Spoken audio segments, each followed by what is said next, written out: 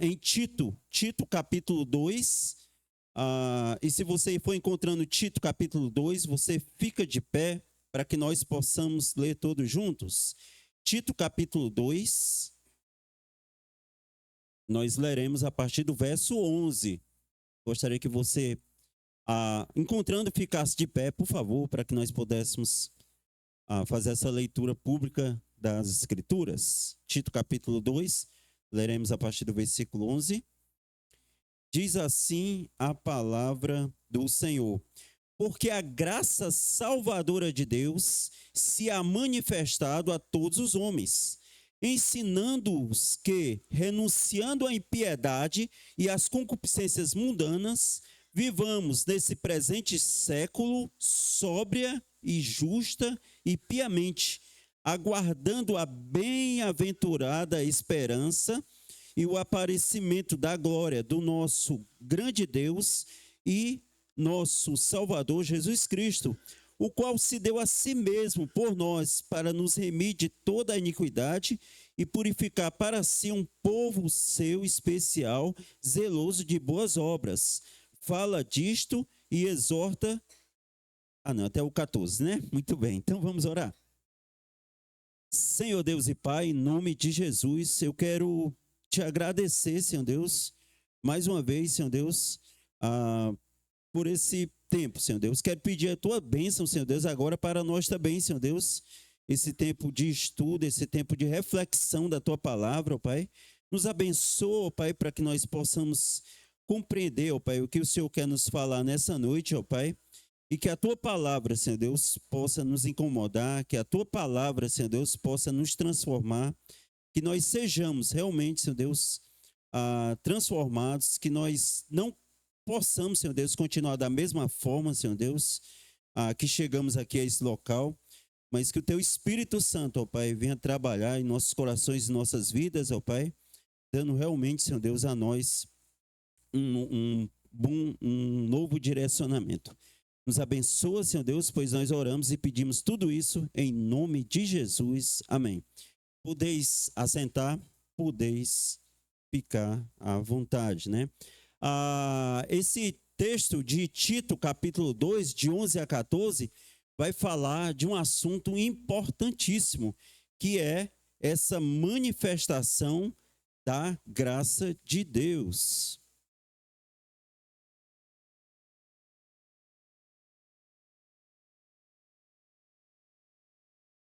Ok, obrigado. Aí está sendo observado, viu? Então vai falar dessa manifestação da graça de Deus. E essa graça salvadora é a fonte da provisão do Deus que é amor. Deus se manifesta em amor, agindo sempre com justiça e se comunica com nós por meio da fé. E quando nós pensamos que a fé é esse meio a qual esse fio condutor, que a graça salvadora chega até nós, nós nos lembramos de Hebreus capítulo 11, versículo 6, né? Que diz que sem fé é impossível agradar a Deus. Sem fé é impossível agradar a Deus. E a graça salvadora de Deus, quando nós olhamos alguns exemplos da Bíblia, nós podemos ver que essa graça salvadora alcançou Raabe, livrou Mardoqueu e Esté e o povo de Israel de ser dizimado por Amã, perdoou a mulher pecadora, curou paralíticos, cegos e leprosos. E essa graça também alcançou a mim e alcançou você. Graça que liberta, fortalece, inspira, motiva, sustém e capacita. Que graça maravilhosa. Graça, que maravilhosa graça. Maior do que o meu pecar, né? Tem um hino, né? Tô sabendo que tem um hino, né? Muito bonito, certo? Tá no coral, né? Maior do que a minha vida inútil, né? Rapaz, eu não vou nem falar que eu fiquei emocionado. É muito lindo esse hino, né? Então, é uma graça visível, perceptível, atuante, abrangente, sempre pela fé. Como eu disse, a fé é esse fio condutor dessa graça maravilhosa, dessa graça salvadora. E Paulo, aqui escrevendo a Tito, ele vai discorrer, ele vai falar sobre, ele vai ensinar sobre essa graça maravilhosa. E eu queria que nessa noite nós pudéssemos atentar, nós atentemos hoje, agora à noite, nesse momento, para os ensinos da palavra de Deus, né, nesse sentido. No versículo 11, Paulo aqui vai falar da manifestação da graça salvadora, dizendo que ela ocorre para todos os tipos de homens. Vamos ler lá, versículo 11. Porque a graça salvadora de Deus se ha manifestado a todos os homens, né? Então nós temos aqui na nossa tradução a todos os homens, né? Mas na linguagem grega é hiper, paton, antropon, ou seja, a todos os tipos de homens. Então essa graça de Deus alcança todos os tipos de homens. Isso não quer dizer que a graça de Deus não seja suficiente para alcançar o mundo inteiro. Não, de forma nenhuma. Ela é sim, ela é suficiente para alcançar todos os homens. Ela também não é deficiente que não possa alcançar o pior pecador, a pior pessoa que você possa conhecer, e você diz, pensa que não tem jeito, pensa que não tem solução, né? Esse aí é game over, né? Fim de jogo, pensa que não tem jeito para ele. Não, ela não é deficiente que não possa alcançar o pior dos pecadores, mas ela só é eficiente para aquele que crê. Ela só tem a sua eficácia naquele que crê. Mas se é assim, por que Paulo, né, fala aqui que essa graça se há manifestado a todos os homens? Ele vai dizer isso porque a Bíblia, em Romanos capítulo 3, versículo 23, vai falar da universalidade do pecado. Ele diz, porque todos pecaram e destituídos, separados estão da glória de Deus. Nos versículos anteriores, lá no versículo 10, ele vai dizer, né, que não há nenhum justo, não há nenhum sequer. Aí ele diz, todos se extraviaram e a uma se fizeram inúteis. Não há um justo, não há um sequer. Em Romanos 3,23, ele vai vaticinar, porque todos pecaram e destituídos estão da glória de Deus. A universalidade do pecado. Então, a manifestação dessa graça ocorre para todos os homens, porque todos os homens são pecadores. Esse convite de Cristo se estende a todos. Em Isaías, no Antigo Testamento, queria que você fosse até lá, mas deixa marcado aí, Tito, Isaías capítulo 55, versículo de 1 a 2, olha que interessante, né? Isaías convidando, conclamando o povo a procurar a salvação. E no versículo 1 e no versículo 2, ele diz o seguinte: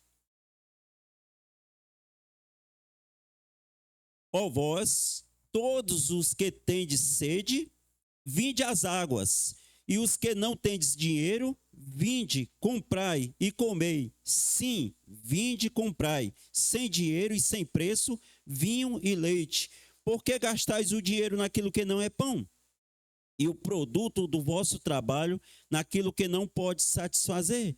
Ouvi-me atentamente e comei o que é bom, e a vossa alma se deleite com a gordura, né? Então ele vai fazer essa comparação, né, do que as pessoas poderiam desfrutar de graça e elas estão desprezando, porque elas estão gastando suas vidas com outras coisas, né? E Isaías já chamava a atenção do povo de Israel para que eles procurassem a salvação, para que eles se voltassem verdadeiramente para Deus. Quando nós vamos ver o ministério de Jesus Cristo, lá em Mateus capítulo 11, versículo 28 a 30, Cristo faz esse convite a todos os homens. Mesmo ele dizendo que só as ovelhas dele é que ouvem a voz dele, né? Mas mesmo assim ele faz esse convite a todos.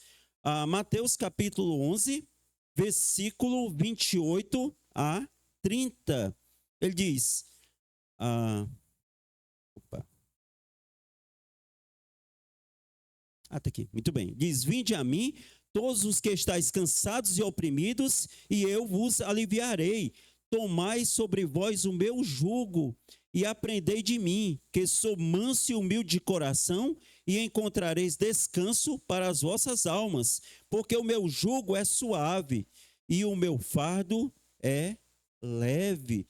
Cristo faz esse convite a todos os homens, mesmo como eu disse, ele dizendo que só as ovelhas é que ouviam a voz dele, mas ele estende esse convite, ele diz, vinde a mim todos os que estáis cansados e sobrecarregados, né? Venham a mim. Essa manifestação dessa graça de Deus ocorre para todos os homens, para todos os tipos de homens. Tem aí, queria que o irmão passasse aí, pronto. O doutor Paul, só um minutinho, o doutor Paul, eu não sei pronunciar, mas eu acho, na minha pronúncia é Tournier, mas não é, né? Porque eu sou ruim de inglês, né? Alguém é bom de inglês para dizer que eu estou errado? Pode dizer que eu estou mesmo, né? Então, o doutor Paul Tournier, o pai dele, era pastor de uma igreja luterana, de uma igreja luterana? Não, de uma igreja, esqueci agora, reformada. Ele era pastor de uma igreja reformada. E ele se formou em medicina, se eu não me engano, ele é psiquiatra, e ele escreveu vários livros, né, falando sobre essa questão do homem e Deus, né? Como ele é psiquiatra, ele foi muito grandemente usado por Deus. E ele escreveu um livro que é Culpa versus Graça. É muito interessante esse livro. E nesse livro ele faz algumas coisas que eu achei interessante, né? Ele pontua algumas coisas. Pronto, ele diz, uma prostituta Raabe é usada como instrumento no plano de Deus, né? Lembrando aquela passagem, né, que Josué manda 2 espias, e quando eles chegam lá em Jericó, aí aquela mulher pega aqueles 2 espias e guarda eles, porque o rei ficou sabendo e mandou procurar para prender esses espias. E ela guarda aqueles homens, e depois que ela despista os guardas, ela diz, olha, eu sei que Deus deu essa terra para vocês, né? Mas quando Deus realmente, quando vocês vierem tomar conta, lembre de mim e da minha família, né? Então, se não fosse aquela mulher, aqueles espias seriam presos e provavelmente também executados, né? Então, a graça de Deus se derramou-se sobre a vida daquela mulher. Deus usou aquela mulher, Raabe, uma prostituta, para que o plano de Deus fosse realizado. Uma humilde viúva em Sarepta, a quem Deus dispensa a graça divina, né? A gente sabe que Elias orou e passou 3 anos e 6 meses sem chover. E a seca, né? Começou a faltar água, começou a faltar alimento.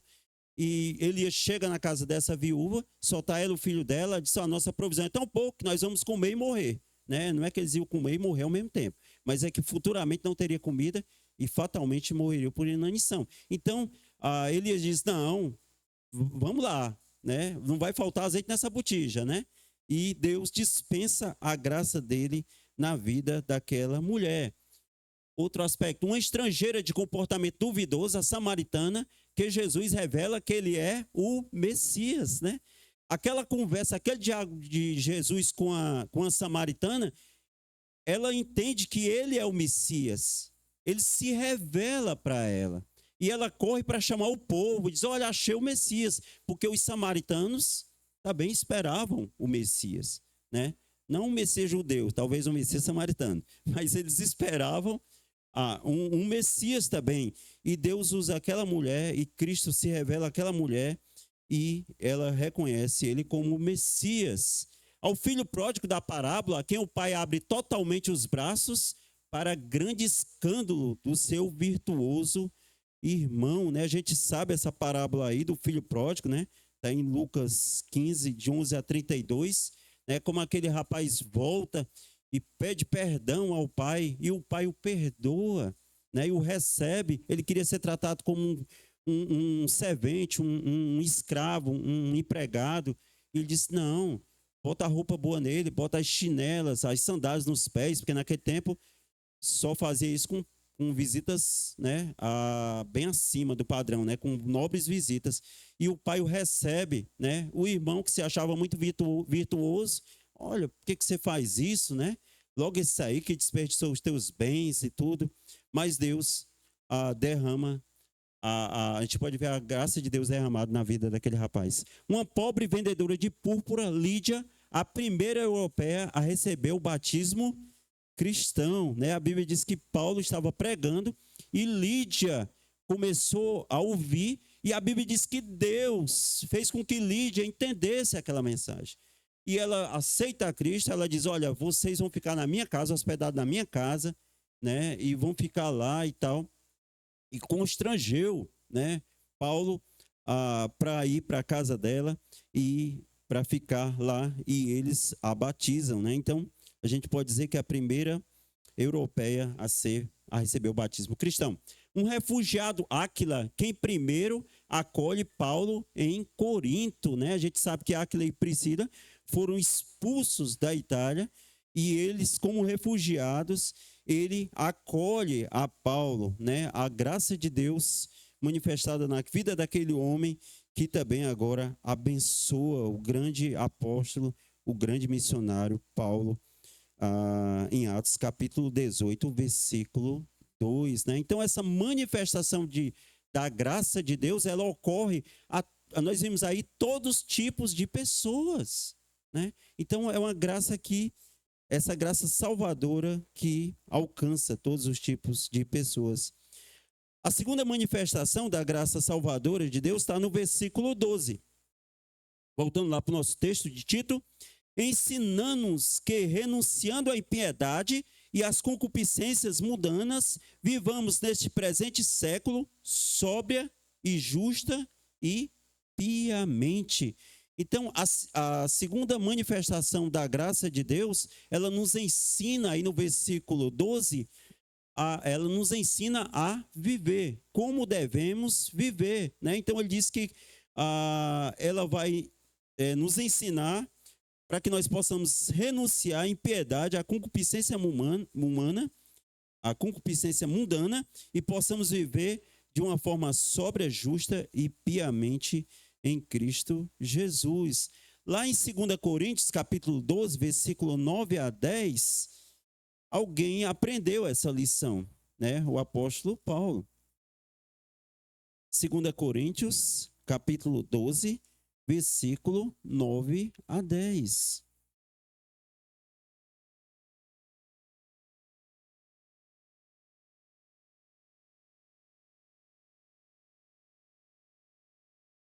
E disse-me: a minha graça te basta, porque o meu poder se aperfeiçoa na fraqueza. De sorte, pois, me gloriarei nas minhas fraquezas, para que em mim habite o poder de Cristo. Por isso, sinto prazer nas fraquezas, nas injúrias, nas necessidades, nas perseguições, nas angústias por amor de Cristo, porque quando estou fraco, então sou forte, né? Paulo aprendeu essa grande lição. Cristo diz para ele: olha, a minha graça te basta. Paulo pediu para que Jesus tirasse o espinho na carne, que nós não sabemos o que é o espinho na carne, né? Nós temos as nossas conjecturas. Eu particularmente acho que era o problema de visão dele, é um espinho para ele, não poder ler, não poder estudar, né? Mas isso é a opinião minha, viu? Não está dizendo isso aí, tá certo? Muito bem.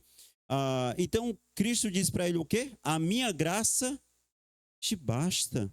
E Paulo diz: olha, eu aprendi essa lição, e por isso que eu me alegro, né? Nas tribulações, nas injúrias, nas necessidades, nas perseguições, nas angústias por amor de Cristo. Não era porque Paulo era sadomasoquista, mas porque ele diz o quê? Quando eu sou fraco, aí é que eu sou forte, né? A graça de Deus é suficiente na minha vida, né? A graça de Deus nos educa para nos aproximarmos de Deus e nos distanciarmos do mundo. Essa é outra coisa que nós aprendemos com essa graça salvadora. Em João capítulo 2, 1 João capítulo 2, versículo 15 a 17. 1 João capítulo 2, versículo 15 a 17.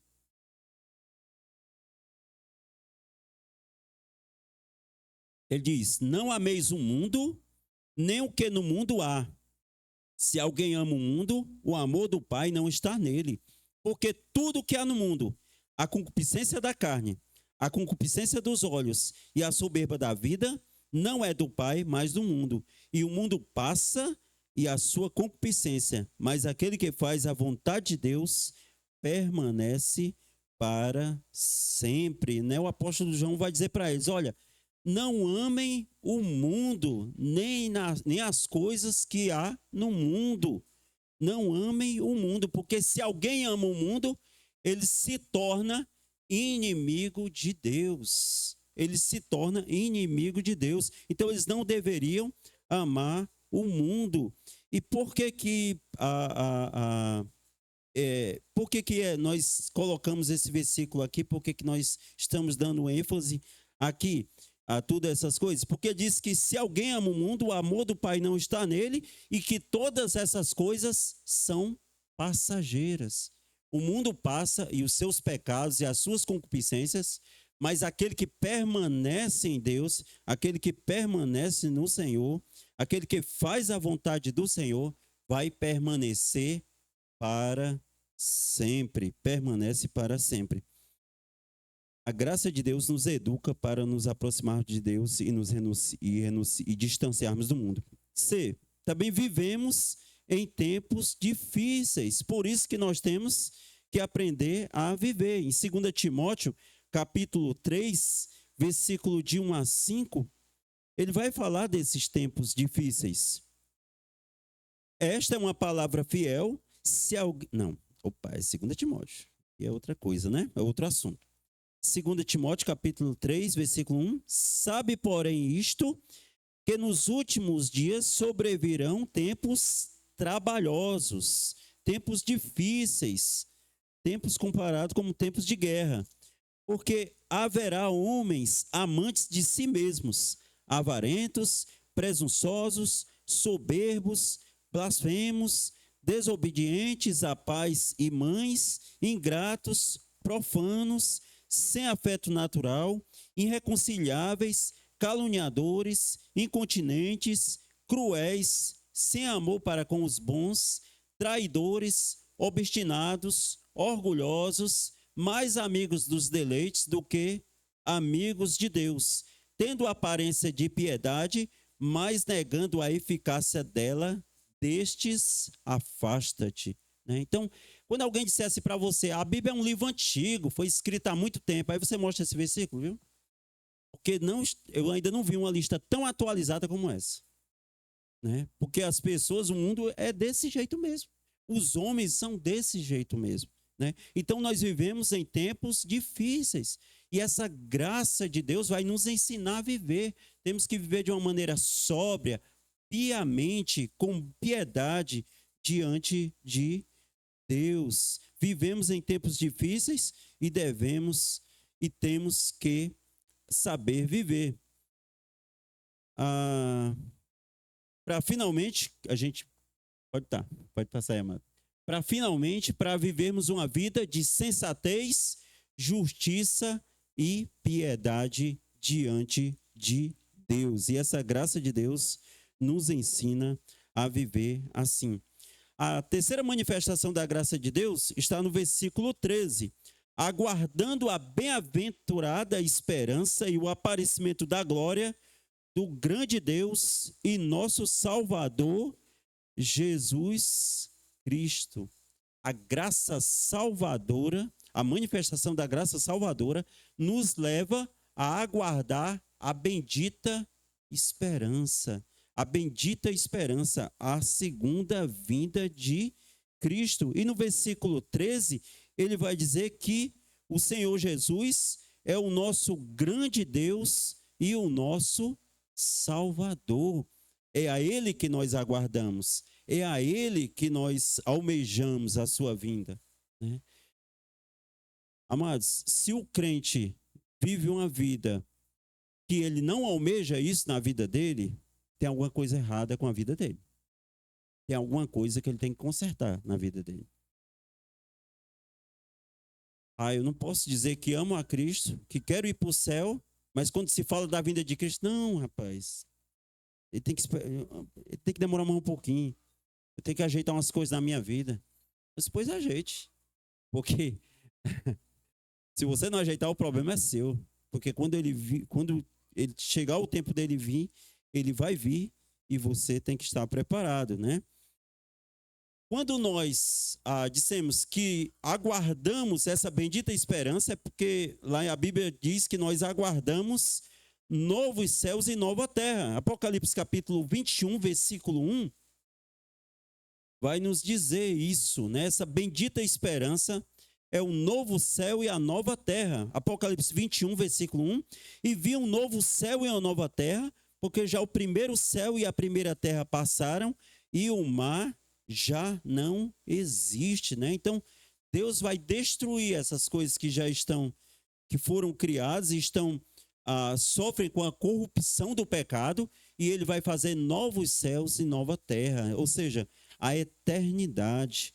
Nós aguardamos essa bendita esperança de um dia estarmos com o Senhor, esse aparecimento do nosso grande Deus, nosso grande Senhor e Deus. Temos uma bendita esperança. Capítulo 1, versículo 2, aí de Tito 1, 2. Em esperança da vida eterna, a qual Deus, que não pode mentir, prometeu antes dos tempos dos séculos. Em esperança da vida eterna, que o Deus que não pode mentir prometeu. Nós temos essa bendita esperança, porque quem prometeu vai cumprir.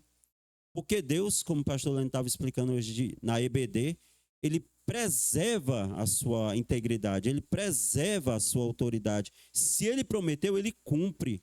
A sua reputação não é jogada ao vento, né? Ele se preocupa com a sua reputação. Se ele prometeu, ele vai cumprir, né? Como uma vez eu estava evangelizando o senhor e ele disse assim para mim: rapaz, deixa eu dizer uma coisa para o senhor. Olha, eu já fui criança, já fui rapaz, hoje eu sou um velho, ele até disse um cabra velho, né? E vocês ficam falando, Jesus vai voltar, e ele nunca voltou. Aí eu disse: o senhor sabia que o senhor devia agradecer a Deus? Ele: por quê que eu devia agradecer a Deus? Porque ele está aguardando que o senhor se arrependa. Porque a misericórdia dele é tão grande que está esperando que o senhor se arrependa. Então o homem se arrependa enquanto há tempo. Porque ele vai voltar. E pode ser hoje ainda. E pode ser agora. Ele ficou assim, olhando para mim assustado, né? Mas é verdade isso, né? É verdade. Cristo pode voltar a qualquer momento, porque ele prometeu. E se ele prometeu, ele cumpre. Paulo também ensina isso também em Colossenses, capítulo 3, de 1 a 4. Vamos dar uma olhadinha lá? Volta aí a sua Bíblia um pouco.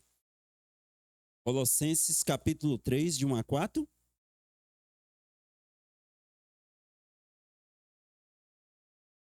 Colossenses, capítulo de 3, 1 a 4, Paulo vai também ensinar isso para nós. Ele diz: portanto, se já ressuscitaste com Cristo, buscai as coisas que são de cima, onde Cristo está assentado à destra de Deus.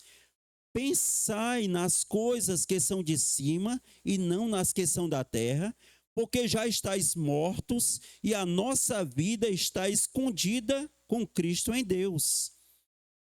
Quando Cristo, que é a nossa vida, se manifestar, então também vós vos manifestareis com ele em glória. Amém. Louvado seja Deus, né?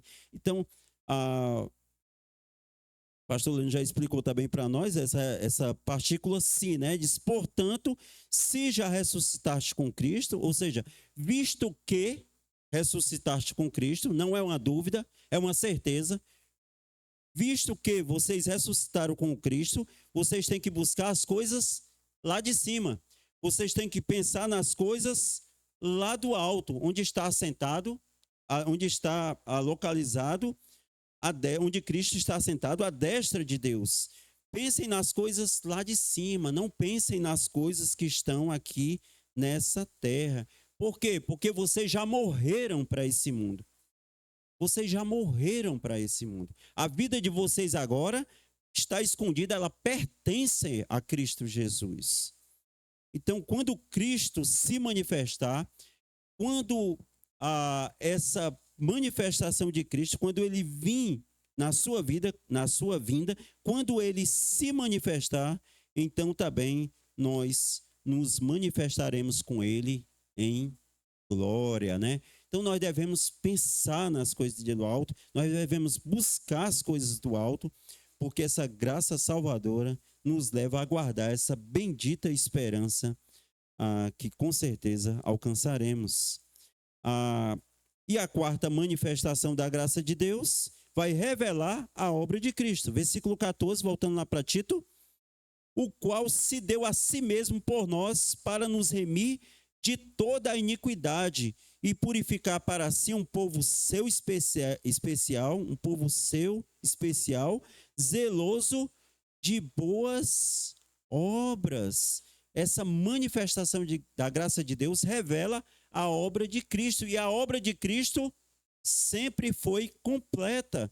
Você está em Tito, avança um pouquinho aí, você vai para Filemon, você chega em Hebreus, aí você vai para o capítulo 9 e leremos versos 11 e 12. Ele diz: mas vindo Cristo, o sumo sacerdote dos bens futuros, por um maior e mais perfeito tabernáculo não feito por mãos, isto é, não desta criação, nem por sangue de bodes e bezerros, mas por seu próprio sangue, entrou uma vez no santuário, havendo efetuado uma eterna redenção.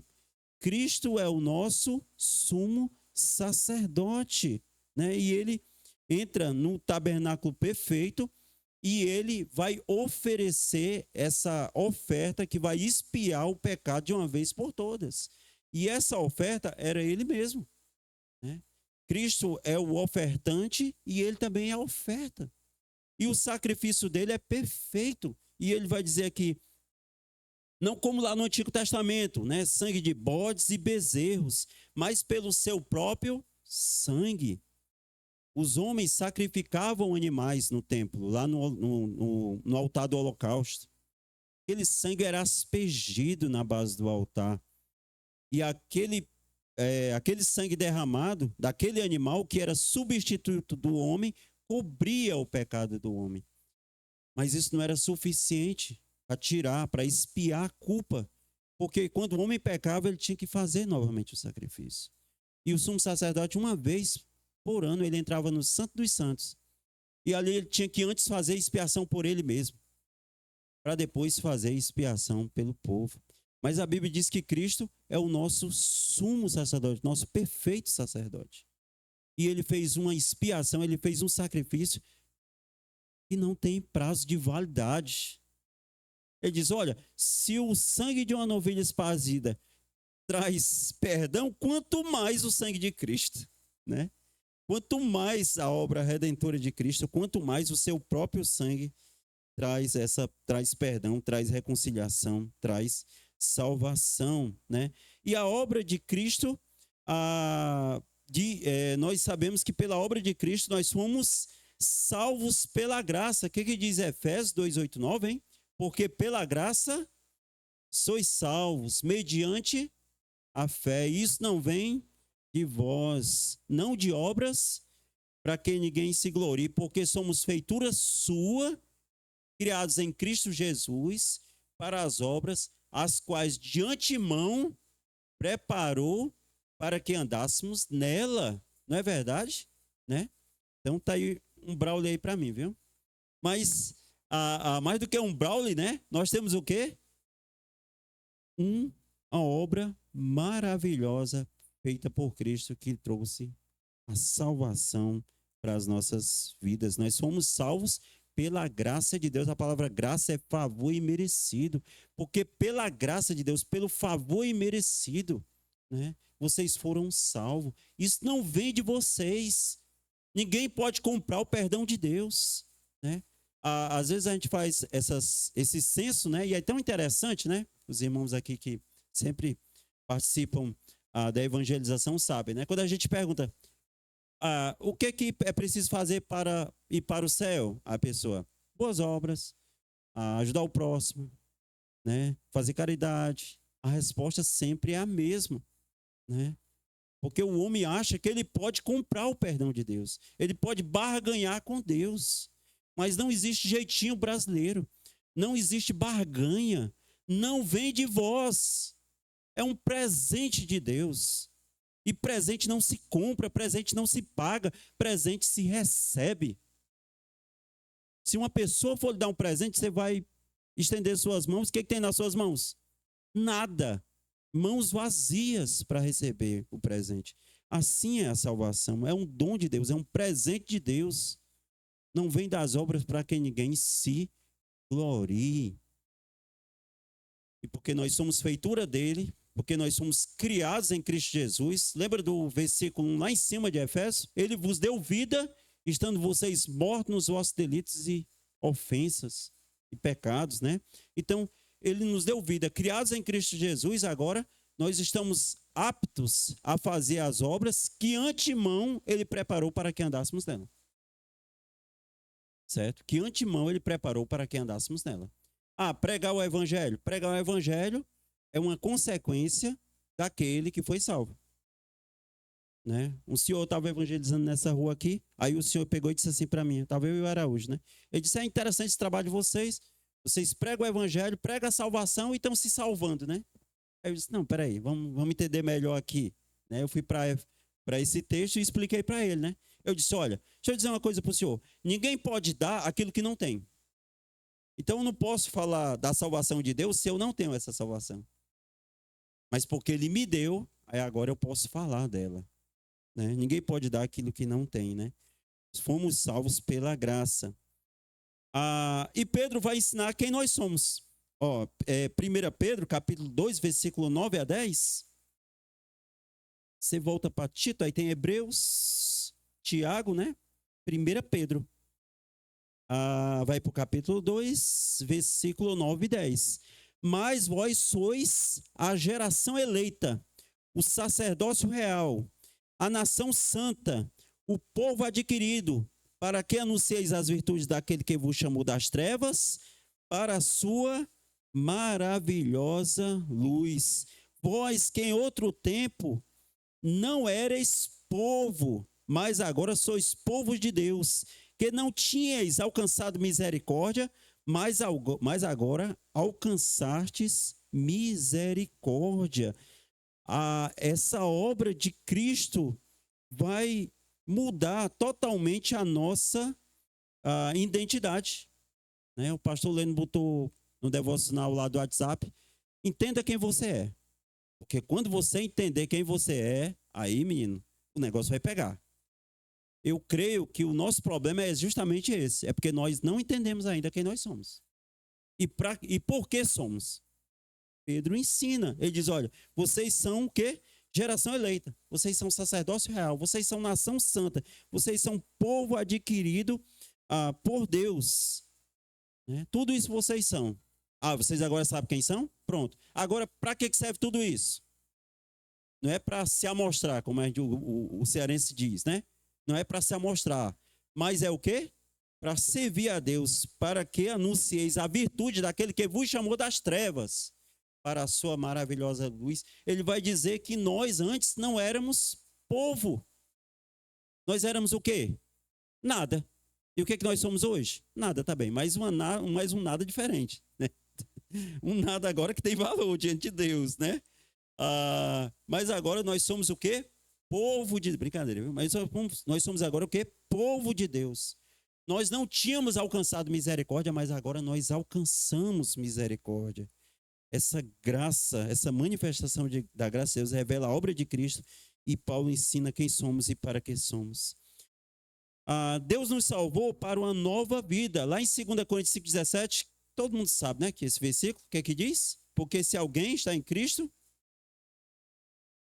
é nova criatura. As coisas antigas, o que aconteceu com elas? E agora? Tudo se fez novo. Nós fomos salvos para uma nova vida. tudo se fez novo. Tudo mudou na nossa vida. É por isso que nós dizemos, se alguém diz, eu aceitei a Cristo, Cristo é meu Salvador, Cristo é meu Senhor, mas vivi da mesma forma, eu não sei que Cristo ele recebeu, mas o da Bíblia não foi não. O da Bíblia não foi. O Cristo da Bíblia não foi. Porque, amados, não teve ninguém que se encontrasse com Cristo que não tivesse sua vida mudada. Só Judas, mas a Bíblia diz que ele já era predestinado, já era, o diabo entrou nele. Né? Mas se é de Cristo, a vida é transformada. Né? Aquele que roubava, não roube mais, mas faça o quê? Trabalhe. E com as suas mãos faça o que é bom. A vida é transformada. E tem que ser assim, porque a salvação traz para nós uma vida e uma vida abundante. O próprio Jesus disse lá em João 8,12: conhecereis a verdade e a verdade vos libertará. A verdade é libertadora. Talvez nós tenhamos problemas de nos libertar de algumas coisas, mas com certeza a vitória é nossa. E por último, devemos ser sempre abundantes na obra de Deus. O que diz lá 1 Coríntios 15:58? Portanto, meus amados irmãos, sede o quê? Firmes e... Isso, sempre abundantes na obra de Deus, né? Eu sempre esqueço esse versículo, eu acho tão lindo, mas... Porque essa... portanto, meus amados irmãos, sede firmes e constantes, né? Sempre abundantes, estava certo. Sempre abundantes na obra de Deus, sabendo que o vosso trabalho não é vão no Senhor. Devemos ser abundantes na obra de Deus. Né? Alguns dias atrás, né? O irmão Eduardo me procurou, aí disse assim, pastor, o que eu posso fazer aqui para ajudar? Né? Eu queria ajudar em alguma coisa, né? Eu digo glória a Deus, né? E é assim que tem que ser, né? Isso tem que nos incomodar. Nós não fomos chamados para ficar esquentando o banco, certo?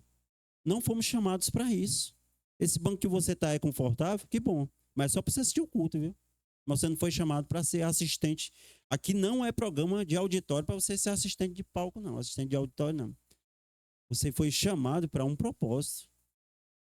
Né? Então nós devemos ser o quê? Sempre firmes e constantes. E sempre abundantes na obra de Deus. Por quê? Porque o trabalho no Senhor não é... Para a gente concluir. Muito bem. Primeiramente, a manifestação da graça salvadora é fruto do Deus Salvador que nos ama profundamente em Cristo. Amém. Verdade, né? A Bíblia diz que Deus nos amou e esse amor se manifestou e essa prova do amor de Deus é manifestada através do sacrifício do seu Filho. E o nosso Deus nos ama não para barganhar conosco, mas porque Ele é amor. Né? Lá em 1 João, capítulo 4, versículo 8, né? Vai dizer que Deus é amor. E amor aqui não é um sentimento. Amor aqui não é uma emoção. Aquele que não ama não conhece a Deus, porque Deus é amor. Mas, na verdade, amor aqui é a própria essência de Deus. É o amor ágape, o amor sacrificial, o amor que se sacrifica pelo outro, pelo bem-estar do outro. Esse amor é um amor verdadeiro. Não é uma barganha, não é um sentimento, não é uma emoção, mas a essência do amor é o próprio Deus. Como diz o Dr. John Piper, Deus é o evangelho, né? Mas o evangelho antigo, certo? E não esse outro evangelho que estão pregando por aí, certo? O evangelho de Cristo é o poder de Deus para a salvação de todo aquele que crê. Primeiro de quem? E depois do grego. Aí, rapaz, vocês aprenderam bem a lição aí, pastor. Tá? O pessoal está afiado, né? Primeiro do judeu e depois do gentio. Ou seja, todos. Todos, né? Então, esse evangelho de Deus é o poder para todo aquele que crê. A manifestação do evangelho da graça de Deus revela a nossa condição vil,